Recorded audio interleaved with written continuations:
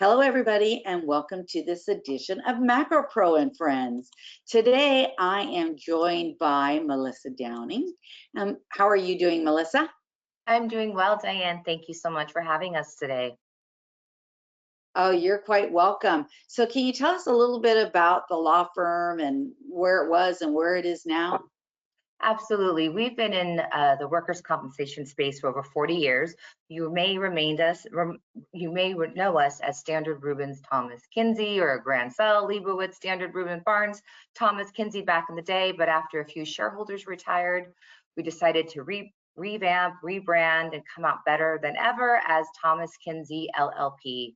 So we're excited to get our new brand, our new logo, our new website, tklawfirm.com, out to all of our participants that we currently work with and have worked with in the past. Well, that's very cool. It's always exciting to be part of something new that is not new, it's just being revamped. So it's kind of fun to do that. So Melissa, we always ask a question during the summer school series to our audience. And why don't you pose a question? And while you do that, I'm gonna put a little bit of music in the background. Go ahead. Okay. This is our question for today's summer school series. What was your favorite song, or what is your favorite song that reminds you of summer break when you were out of school? And I have this oldie but goodie by Bananarama.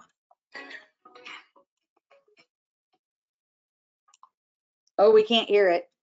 You can't hear it? No, just a little bit. Just a little bit. Well, what year was that? Bananarama, Cruel Summer, was my go-to song during junior high and high school. And we are getting some replies here. So Christine says American Pie. Steve says Boys of Summer. Adrian says Summertime, which is what I was just playing in the background, and we'll play again real quick. Summertime by Will Smith. A couple people said that. Again, another Summertime. The Beach Boys. John Barnes says Beach Boys. Hey, John, glad that you joined us today. That's a hard one. Someone says maybe School's Out for the Summer. That's a good one. That's an excellent one. I thought about that one. That is good. Let's see here. Cruel Summer. Trish said the same for her. Summer Breeze. Joy. Yes by Will Smith. Bananarama. Cruel Summer is another one. Alice Cooper. School's Out for the Summer. Yeah, Boys again. So yeah, I think a lot of people have, summer favorites. Keep them coming in. We'd like to see that. I'm going to play this just for a second here. Can you hear it? In the summertime, when the weather is hot, you should try and touch the sky. You got women on your mind. All right, enough for the music festival here. That was my mother's favorite song. It was back in 1970, and it's lovely to have something remind me of her since she's been gone for so long. All right, summer is a fantastic time, a great time to get CEU. So I'm going to turn this over to you now, and you can introduce your speakers. Well, thank you, Diane. Our first speaker is Anastasiya Franco, Managing Partner out of our Orange, California office, and Jennifer Kranbuhl, Managing Partner at our Inland Empire office. And our topic today is Case Law Update. Good morning, everyone. Good morning. Thank you for joining us. You want to hit the slide, Melissa? So the first case we're going to talk about today is the Nunez case, and there's actually a couple of them, Nunez 1 and Nunez 2, but they basically stand for the premise that there's no vocational apportionment when a party seeks to rebut a strict rating under the AMA guides using a vocational expert. So the facts of the underlying case were that the orthopedic AME actually apportioned a significant amount to non-industrial for both the neck and the wrists, and both experts actually found, this is both the defense expert and applicant's expert, that the applicant was non-feasible to vocational rehabilitation. The defense expert went on to indicate that 10% of the non-feasibility was due to non-industrial factors. So it differed from what the QME had said. Applicant's expert did not consider the non-industrial medical apportionment at all. In the first ruling of the trial court, they found that applicant was 100% disabled, and the defendant appealed that. And this went back and forth between the trial level and the appeals through the appeals process a few different times, which created the Nunez 1 and Nunez 2 cases. But in one of the petitions for reconsideration that was filed by the applicant, they contended that the apportionment analysis described by the QME was speculative and not substantial. And so for that reason, the applicant was entitled to an unapportioned award. And they also contended that the vocational expert was used to quantify and characterize the amount of permanent disability, and that the opinions of the vocational expert could differ from the medical evidence. Slide.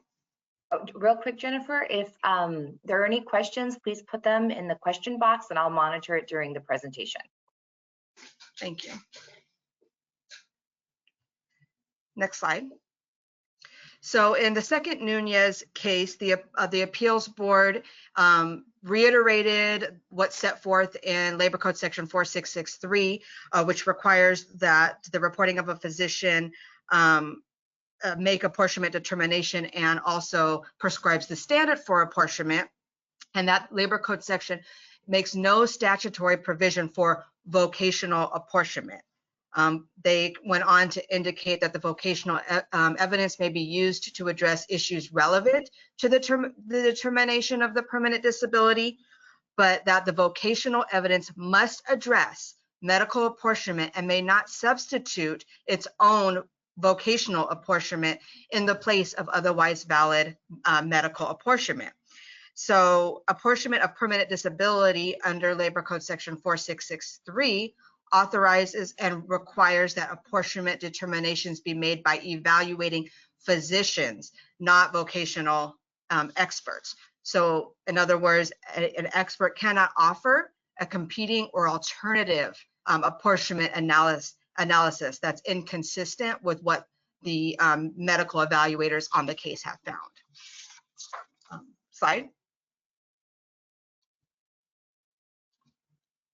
So the WCAB en banc disagreed with the applicant and provided a comprehensive opinion touching on several important issues, including reiterating the well-established case law under Escobedo that the medical evidence must adequately address apportionment and explain in detail within a reasonable medical probability as to how and why non-industrial apportionment exists. The WCAB noted that Labor Code section 4663 addressing medical apportionment makes no reference to or provides any basis for any other type of apportionment, including those which may be found by a vocational expert.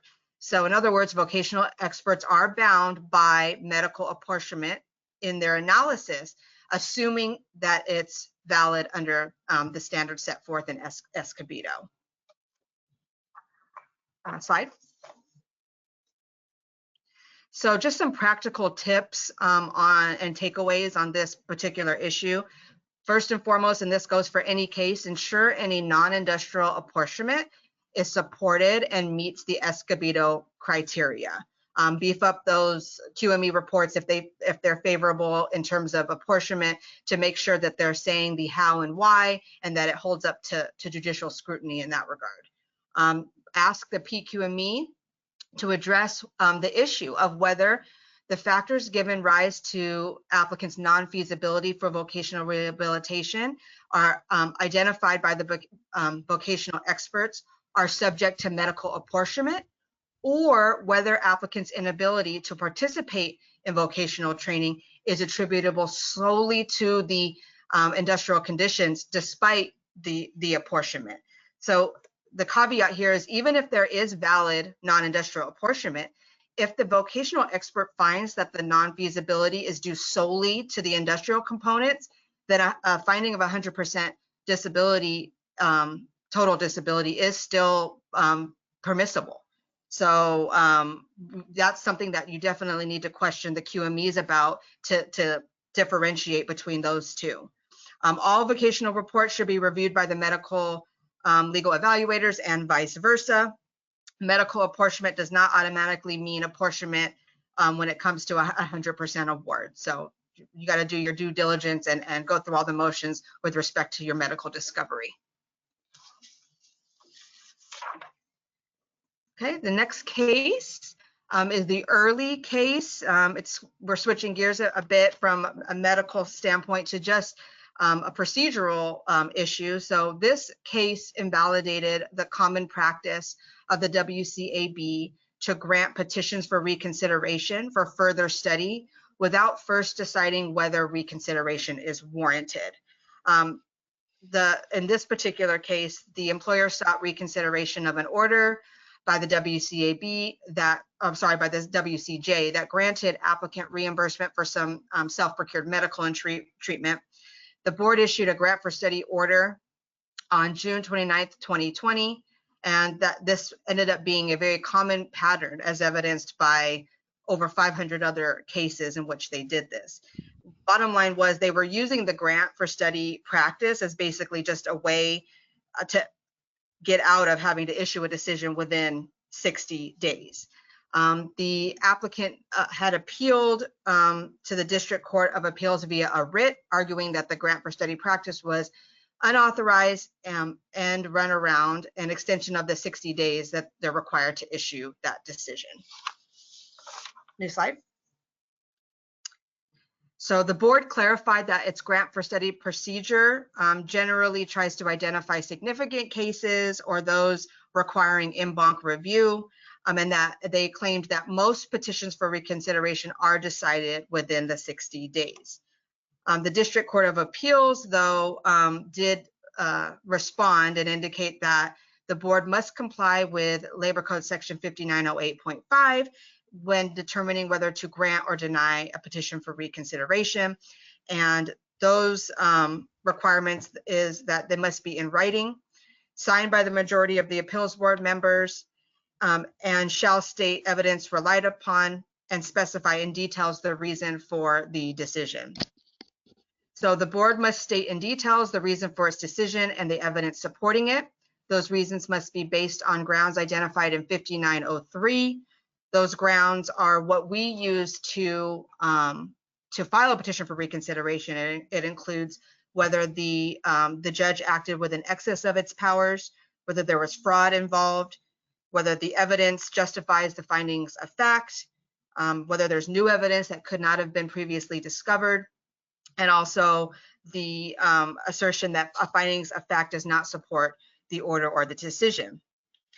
So the review necessary to support a decision to grant a petition for reconsideration for further studies within 60 days does not involve the same burden as the preparation of a final ruling. New slide. So the board must engage in the analysis necessary to permit a reasoned decision as to whether reconsideration is warranted based on the factors that I just outlined in Labor Code Section 5903. The board can then make a decision after further consideration and a more thorough review of the record. Interestingly, the District Court of Appeals did not resolve the issue of the over 500 cases that were under this umbrella of the grant for study and never acted upon by the WCAB. New line.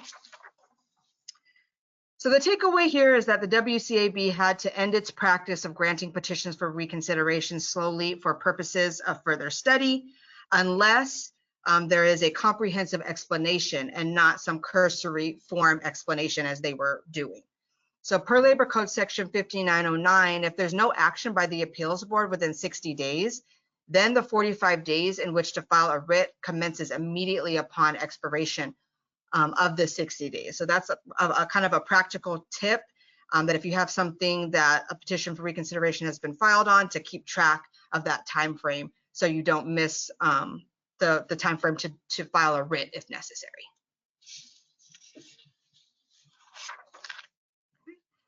The next case we will be discussing is Richard Fisher This stands for the premise that a non-MPN, non-treating physician's report may be considered by a WCJ to determine the issues of applicant's permanent disability and need for further medical treatment. So the facts of this case is that the applicant claimed a low back injury, treated with Dr. Mirza from November 2018 through 2022. He issued an MMI report in April of 2022 and provided a rating of 26%. Apparently, although the applicant was not in the MPN, they objected. However, they paid for the medical treatment, which is a little bit odd. The applicant alleged that that Dr. Mirza was the PTP and was in the defendant's MPN, so there appeared to be a dispute on that, but at the trial level, it was asserted by the defendant that he was not included in the MPN. But the defendant did try to exclude Dr. Mirza's reporting based on the fact that he was not in the MPN, but applicant alleged that the reporting was substantial evidence and could be relied upon. The applicant was also evaluated by a QME who found 10% apportionment, 10% permanent disability. So it was basically a battle of the two medical reports. So the WCJ ultimately relied on Dr. Mirza's reporting as the primary treating physician, and that, I'm sorry. He actually relied on Dr. Holmes' reporting for the PD, and applicant appealed, indicating that Dr. Mirza was the treating physician and that his reporting constituted more substantial evidence. So the applicant appealed that decision. New slide. And the defendant argued that the WCJ was correct on relying on the QME's reporting because Dr. Mirza was not in the MPN and he was not the PTP. Again, oddly, the defendants paid for the treatment with Dr. Mirza, which kind of confused things. But ultimately, the defendant's argument was that his opinions could not be considered as the basis for the PD award because he was not an MPN physician. So the WCAB, on the other hand, indicated that it didn't matter whether Dr. Mirza was in the MPN. It was irrelevant as to the issue of whether the judge could rely on his reports in issuing permanent disability, because whether a doctor is in the MPN only concerns the issue of payment to the provider. Additionally, whether the Dr. Mirza was truly the applicant's treating physician was also not relevant in determining whether they can be relied on for a PD, because again, they said, like the issue of whether a particular provider is in the MPN, the issue of who the primary treating physician is also a payment issue. And lack of designation or non-MPN just means that the defendant may not be responsible for payment down the line. It doesn't mean that a WCJ can't rely on those opinions if they constitute substantial medical evidence. In supporting their decision, they referenced the Valdez case, which references the Labor Code section 4605, which allows for admissibility of consulting or treating reports paid for by the applicant. However, that Labor Code section specifically says they cannot be the sole basis of an award and must be reviewed by QME. So the takeaway or the practical tips on this: in appropriate cases, address treatment outside of the MPN right away. We should be objecting to treatment and filing a DOR for expedited hearing on the MPN issue. We need to make it clear whether a doctor is in the MPN and make it clear to the MPN physician that we will not be paying for their services. We need to make sure that the QMEs are provided with all the treating physicians' reports to ensure the QME is considered substantial evidence. In the facts in this case, I think the QME actually did not review all of the treating physicians' reports, and so that was part of the issue there. So all of the reports, whether they're MPN or not, should go to the QME, and that's going to beef up the QME reporting in terms of substantial medical evidence. So just an interesting, thought. Given that the defendant is not responsible for payment of non-MPN treatment, assuming that there's a valid MPN, the applicant would arguably be responsible for that treatment. And so then the question is, does that transform the non-MPN reports into the consulting or treating reports under Labor Code section 4605, in which case those reports must be reviewed by a PQME before they can be considered, and they cannot be the sole basis of an award. Obviously, this isn't something, they didn't really go down that rabbit hole, but it's just something to think about if this is something that comes up on your case. Okay, the Iverson case. This is kind of an interesting case. It involves an injury claim that's the result of a voluntary but encouraged vaccination, which ultimately was found to be industrial. So the facts of this case is that the applicant sustained an injury from a voluntary flu vaccination that she received at work on paid company time and administered by the company pharmacist. The flu shot was not required, and there were no repercussions or consequences for not having the flu shot that was being offered. The defendant claimed that the injuries were the result of a non-compensable event, as it was completely voluntary and not required. And in fact, the parties did not dispute that it was not a requirement to get the vaccination. They stipulated that it was completely voluntary and not required by the employment. So the trial court found the injury compensable, and the defendant appealed. And the WCAB found that the injury is industrial, as a voluntary flu shot was reasonably contemplated by the employment. So the WCAB emphasized that the vaccination was encouraged, if not directly by the employer's action, and it was done on paid time. So the employees were offered a $5 store coupon after the vaccination, and if a certain number of vaccinations were met, then the store would get a pizza party. So obviously that screams this is being encouraged. It's, there's an incentive to get it done. So that's part of it being encouraged. So interestingly, the WCAB noted that the employer benefited as well, because healthy employees would prevent potential staffing problems. So the benefit to the employers, there's less people who are out sick. So there was a benefit as well identified. New line. So the takeaway here is it really doesn't matter what the intentions are. It carries little weight. Even where the intention is clearly to and simply to provide a benefit that's completely voluntary, there will always be an argument that it some way was beneficial to the employer. Furthermore, if a voluntary benefit is encouraged in some way, it's going to be deemed contemplated by the employment. And Anastasia is going to take the second half of our cases. Thank you, Jennifer. So our next case is the case of Frank Borelli, and it deals with work restrictions and TD benefits. And it stands for if applicant's resignation, it stands for that applicant's resignation is not a refusal of modified work and cannot be used to deny TD benefits if modified work was not offered by the employer. So that's a very important distinction. In this case, the modified work has to be offered. So the facts of this case: applicant was a store manager. He had an accepted knee injury. He was seen at Concentra shortly after his injury and was provided with temporary work restrictions. He did provide his employer with the work restrictions via fax. He did give the restrictions to the employer and the risk manager. However, this particular applicant continued to work in his usual and customary occupation, even though he had work restrictions. But he advised the employer that his usual and customary duties exceeded the work restrictions provided. Also, there were no reports indicating that applicant could continue his usual and customary duties. So applicant kept working and the employer wasn't accommodating the work restrictions. Applicant in this case testified that he did not hear back from the employer regarding the modified duties. He continued to work and he continued to experience pain in his knees. He did inform the employer of that, and the employer did not dispute this.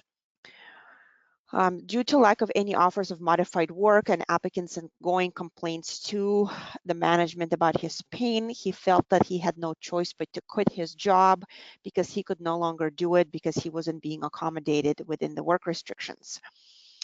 And in this case, the trial court found that applicant was entitled to ongoing TD benefits and defendant appealed. Next slide, please. The defendants argued that because applicant quit his job, he was not owed temporary disability benefits. And the court found that in this situation, applicant's situation was not sustainable and he was being treated unfairly for his complaints regarding his knees. There was a lack of modified work and he had no choice but to quit his job. He could not have continued with the job and performing his usual and customary duties. In this case, defendants did not present any witnesses or testimony to oppose applicant's testimony. And the WCAB found that applicant was in fact entitled to TTD benefits after his resignation because defendant did not present any evidence that modified work would have been offered to the applicant.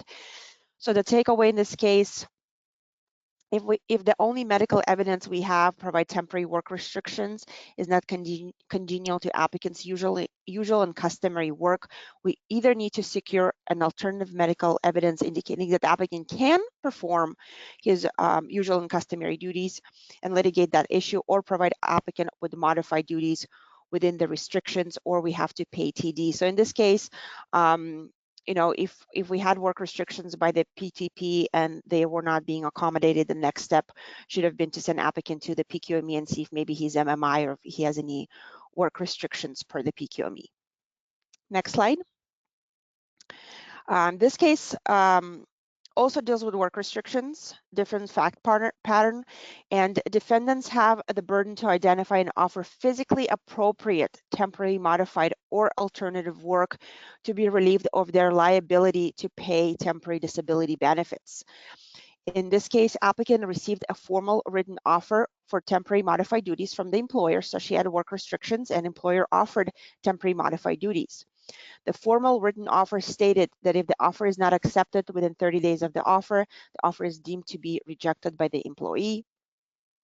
The job offer required driving that was beyond the restrictions identified by the treating physician. The treating physician allowed the applicant no more than 2 hours per day, and for that reason, she felt that she could not accept that job. The job that she was being offered required her to drive a total of 4 hours per day. So in this case, applicant neither accepted nor rejected the offer within 30 days. Subsequently, the employer did not formally offer any other modified duties and did not pay applicant TD benefits. The employer waited for the applicant to contact them about modified work, believing that they had already offered work within applicant's restrictions. And the trial court found that applicant was entitled to TD benefits from the date she last worked for the employer until she found a new physically appropriate work with a different employer, and defendant appealed. Next slide. The defendant argued that it was up to the applicant to contact the employer about any other modified work available after she failed to accept or reject a formal written offer of modified duties. The WCAB disagreed and found that defendants have an affirmative burden to offer physically appropriate work to terminate their liability for temporary disability. In this case, they did initially offer her work, but that wasn't within her work restrictions, and then they withdrew the offer per the express wording of the offer because the offer was only good for 30 days. The takeaway from this case is defendants must offer appropriate, modified, or alternative work in writing, preferably via certified mail or FedEx or any other verifiable method of delivery, and do not include an expiration date. Be very specific with the offer by identifying the specific job duties of the temporary work, the work restrictions that are being accommodated, the physician's reporting upon which the restrictions are based. So be as specific as possible per the reporting that provides those work restrictions.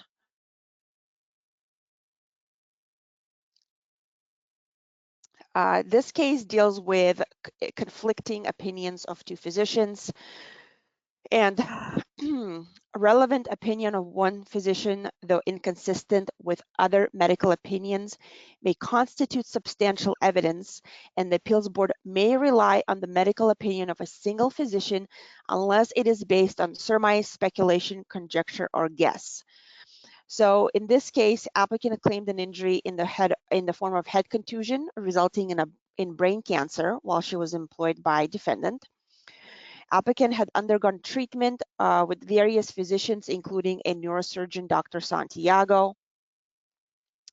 There was also a neurology PQME, Dr. Berman, utilized in this case. Dr. Berman diagnosed the applicant with contusion of scalp and neoplasm of uncertain behavior. He did not find that applicant's conditions were industrial, so this is inconsistent with the PTP's findings. Because Dr. Santiago found that applicant's cancer was accelerated by the industrial injury. Dr. Santiago was deposed and provided a very recent testimony supporting his opinion. His deposition testimony was reviewed by the PQME. The PQME did not change his opinion. In this case, the court awarded benefits based on the PTP and the defendants appealed. Next slide. The WCAB found that the judge correctly found that applicant's treating neurosurgeon's report was substantial medical evidence, and that the brain cancer was industrial. The PTP in this case provided a very well-reasoned deposition testimony explaining his opinion that a shell falling on applicant's head caused injury consistent with the assessment of tumor growth. And that the physical trauma of impact contributed to accelerated cancer growth. The takeaway from this court is that this case, is that the court may rely on the opinion of one physician, whether that physician is a treating physician or a PQME. Remember, the PTP report and the PQME report carry the same weight, even if it is inconsistent with the opinion of another physician that are not as substantial. So in this case, the court didn't say that the PQME's findings were insubstantial. They just found that PTP's reporting and testimony and explanation was more substantial. So consider conducting depositions of both physicians. Also consider providing conflicting reports and request supplemental reporting to have physicians review each other reports and testimony. In medically complex cases, we may also consider to have a consulting physician assist with the preparation for the deposition of the doctor whose opinion we disagree with. I think we have a question, Melissa. Yes, there's a question. Yeah, let me read it real quick. This is from Claire. Thank you so much. What if the department was unable to accommodate the restrictions, but employee has failed to return to the doctor for a follow-up? Is the employee ever considered full duty because of the lack of follow-up with doctors?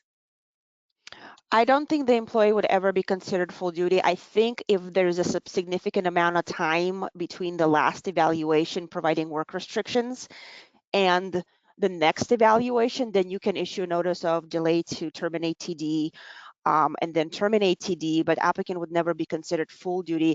Another thing you can do is you can schedule applicant for an appointment and see if they fail, or send them back to the PQME. But if they're not, if they're not treating, that's a different issue, right? So there has to be a periodic report, and if those reports are not coming in, you're well within your right to issue a notice of delay and then terminate TD benefits until they start going to the doctor again.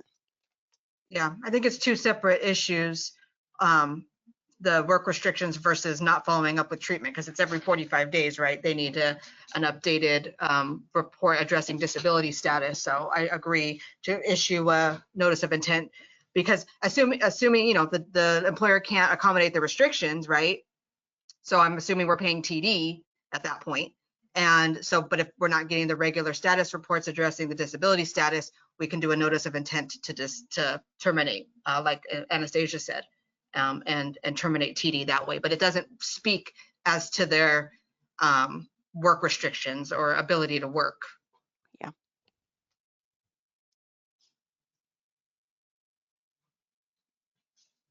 Okay. Was that the only question, Melissa? Yes, for now. Okay. Okay, sounds good. So Lynn Shaw, this is an interesting case because I think it comes up practically quite often when we draft STIPs. So an addendum to a stipulated award cannot limit future medical care to exclude medical treatment for compensable consequence injuries to body parts not in the award.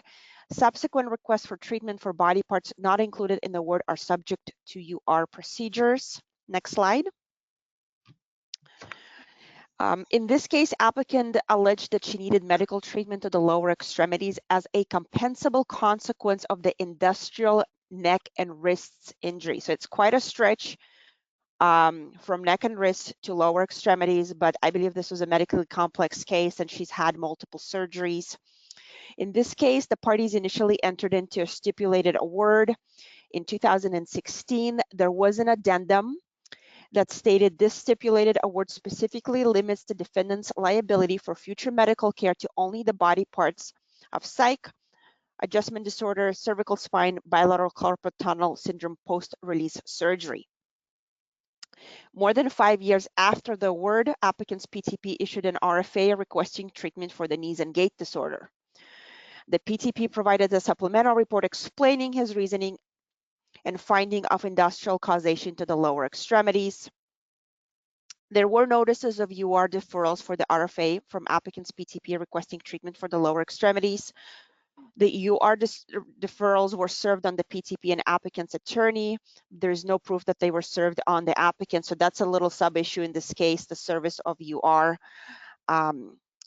The issue of applicant's entitlement to treatment as recommended by her PTP went to trial, and the applicant was awarded the requested treatment for the lower extremities, and the defendant sought reconsideration. Next slide.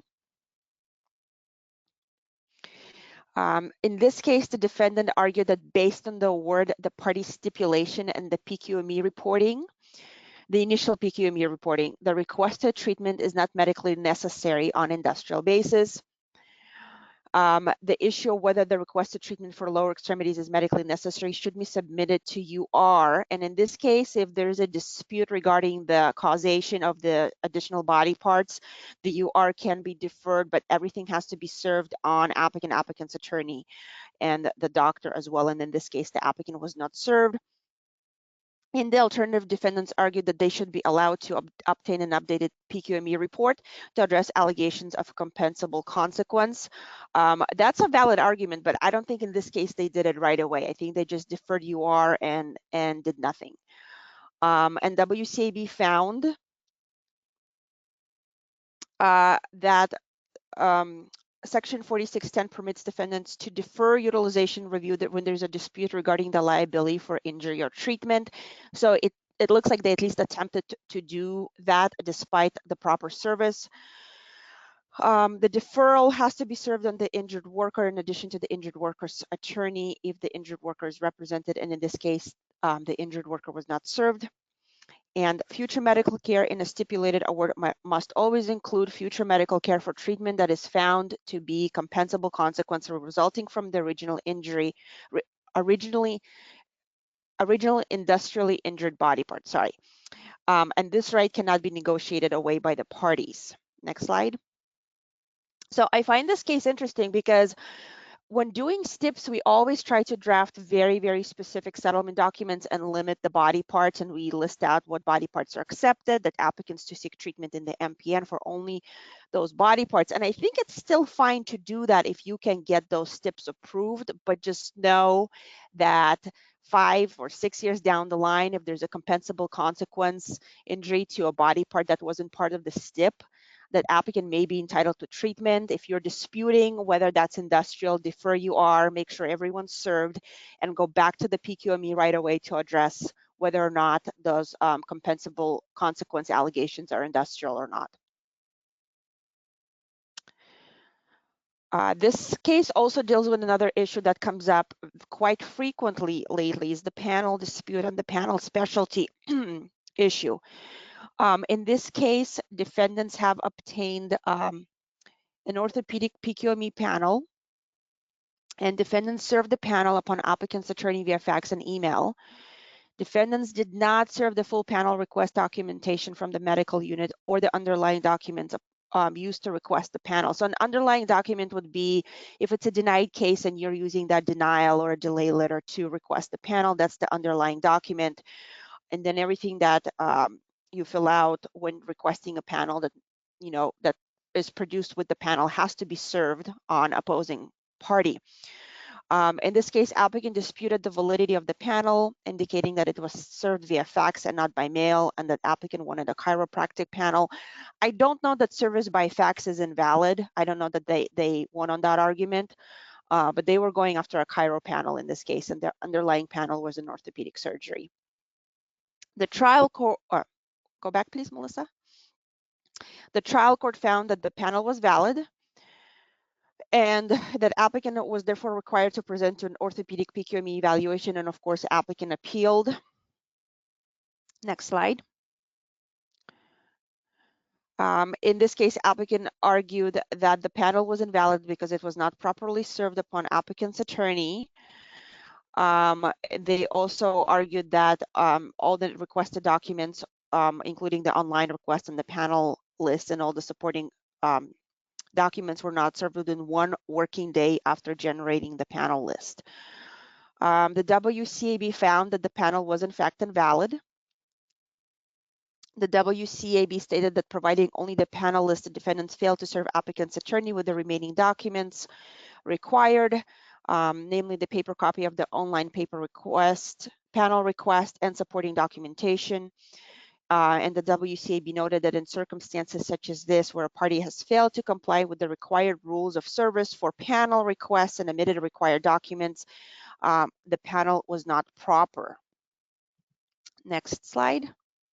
Oh, well, I just want to talk a little bit about the panel request because I don't know about Jennifer. I think she's in agreement, but we see this issue very, very frequently. The panel dispute issue comes up quite often. And I've seen, you know, the court rule both ways, where they would say, well, what's the harm to the applicant, right? Maybe there's some deficiencies in service or the panel request, but if orthopedic panel is appropriate and injuries are orthopedic in nature, especially if applicants treating with an orthopedic doctor and there are surgical recommendations, right? So maybe the judge will allow the parties to keep an orthopedic panel, but nowadays we have applicants' attorneys who are after the chiro and pain management panels, and they will do anything possible to try and get those specialties and get rid of the orthopedic panel and end up with chiro. So in this case, you know, the WCAB agreed with applicant's attorney that because of the deficiencies, the panel was invalid and they were entitled to a new panel. And I'm presuming that they would be allowed to request a panel in any specialty they want. Jennifer, do you see this issue a lot? I mean, we were just talking about this yesterday. I mean, the panel issues and this type of thing that seems petty, you know, are coming up more and more and more. You know, panels being challenged for procedural issues like not serving within 1 business day of issuance or not serving the documentation. And the judges are all over the place on this. Some judges say, hey, no prejudice. It's valid, and some say no, like you didn't follow what the regulation said word for word, line by line, and so it's not valid. And then the question is, well, if it's not valid, you get a replacement, but is that replacement in the same specialty, or do you start from scratch, or does the applicant's attorney get to now pick the specialty? I mean, my argument is if it's a replacement panel, everything stays the same, including the specialty. I mean, that's my argument. But again, judges are all over the place on this stuff. And this stuff is coming up more and more and more. And so I don't know why that is, but just I wouldn't be surprised if you see just stuff like this that might not have been a big deal before is now, you know, being used to try to throw out panels. And hey, maybe we can use it to our benefit too if, you know, they secure a crappy panel specialty. Maybe we're challenging every little last thing on it too, you know, to try to get them to go to a more favorable specialty or try to get a more favorable specialty, because, you know, that can make or break your case. So it is important. Yeah, and one suggestion, and if it's possible, practically speaking, to include a proof of service, right? If you're issuing a denial or a delay letter, don't just CC applicant's attorney, do a proof of service, because a lot of times we use those denials or delays for panel requests. And then they say, well, you never served us with the denial. We never got it. We didn't know this case was denied. Where's your proof of service? So I think anything that, help streamline the argument that the panel is valid, it's timely, would help. Just be aware if you have applicant with multiple dates of injury, what I see a lot, and it doesn't pertain to the case we just discussed, but another panel issue is that, let's say we get a perfect panel in orthopedic surgery, right? Everything's followed, everything's served, everything's timely, but applicant has a second date of injury that's denied. Overlapping body parts. Applicants' counsels often try and go out and use the denial on the second date of injury to get a second panel in a specialty that they prefer, would be a chiropractic or pain management. And in that case, I absolutely litigate it because we already have a panel in an appropriate specialty.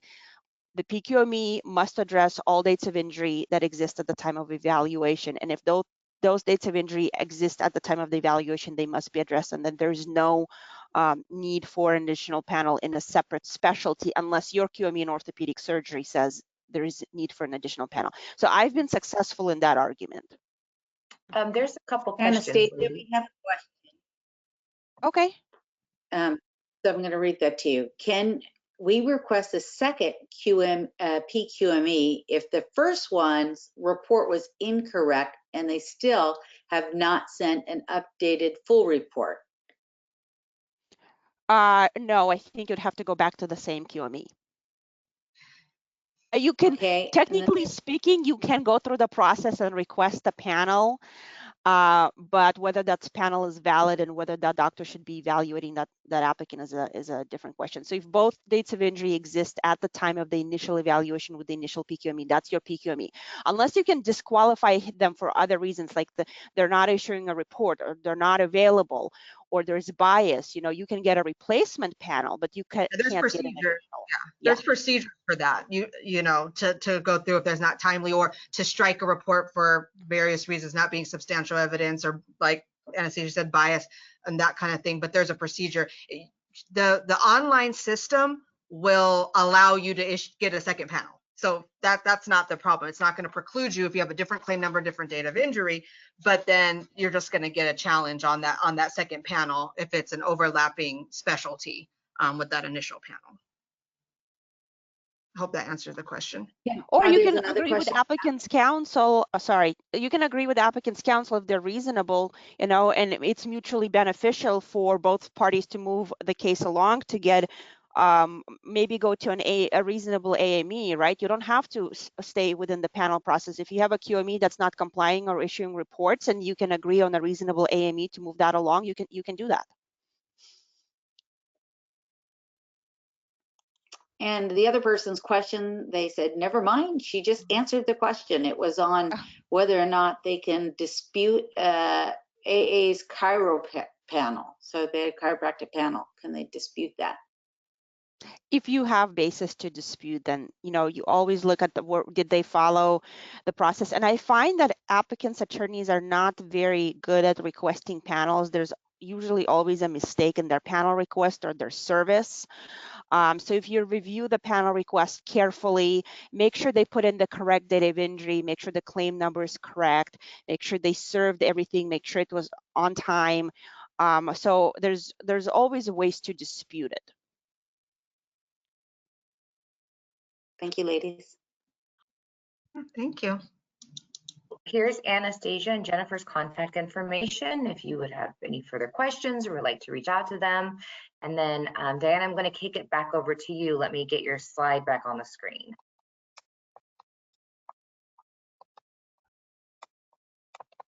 Thank you so much. So we want to thank our speakers for their expertise and great information and for answering the questions that we got today. I just want to remind everybody that this is worth 1 CEU credit, today's presentation. And so you need to have been logged on to the GoToWebinar platform in order to receive that. You should receive it within 1 hour. If you don't, please contact your IT department first because it's probably a firewall issue. However, I can assist you with your certificates up to 30 days after this webinar. If you would like a copy of these handouts at the presentation, you may download that now from the control panel. And Melissa, I think there was one last question. Can you look at that and see? Sure, absolutely. Oh, great topic. Have a great day. Oh, wait, no, oh, there's one more. If contended that panel is not proper because of service or other procedural issues, the other party should also request a panel, which if denied because one exists, will then be the one that gets acted on when the first panel is invalidated. So the medical unit, I think there's case law that kind of talks about whether the medical unit should address the replacement panel on the specialty issue before it goes to the WCAB. And recently I read a case that's saying that the WCAB can address panel specialty disputes before the medical unit. I think the panel issue is a little bit all over the place right now because it's so highly litigated, and I think there's a lot more case law that's going to come out on that. So I don't know that we have a definitive answer, but I think it's definitely a good strategy, and I have done that in my cases where we're trying to get a replacement, and I'll say, well, look, medical unit won't issue it, so we have to go to the judge. Yeah, I mean, if you have one date of injury with one claim number, you're not going to be able to get your own panel if one's already been issued using that information. If there's multiple dates of injury, then yes, you can. If you are disputing their panel, I guess you can request it under the other date of injury, and then if their panel gets invalidated, you're left with the one that you requested on the other date. I think that's what he's saying, and I've seen that happen. That one of the panels is disputed, but the other panel, it now remains, and that's the default panel. Great. Well, I would be remiss if I didn't point this out. We are talking about records. A lot of them are medical records.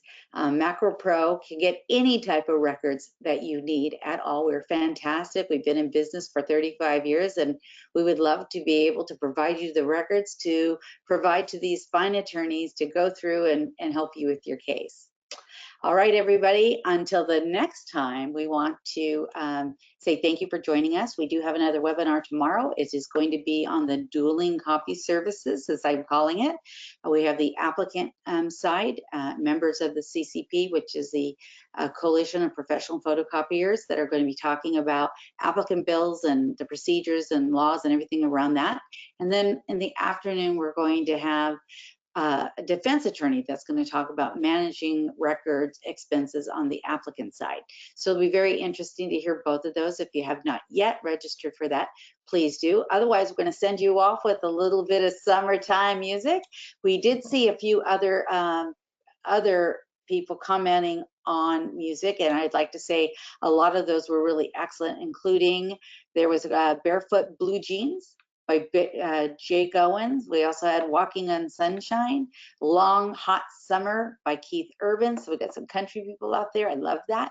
There's lots of good music. So enjoy, and we hope to see you at the next Macro Pro and Friends webinar. Bye. Bye, everyone. Thank you. See what you can find. If your daddy's rich, take a ride.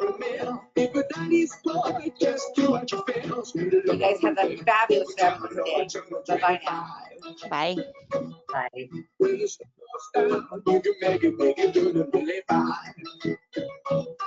When I thank people, when I daddy, when I mean, when I everybody, but we do as we please. When the weather's fine, when you're fishing or go sailing in the sea. We're always happy, last we live in here, that's our philosophy.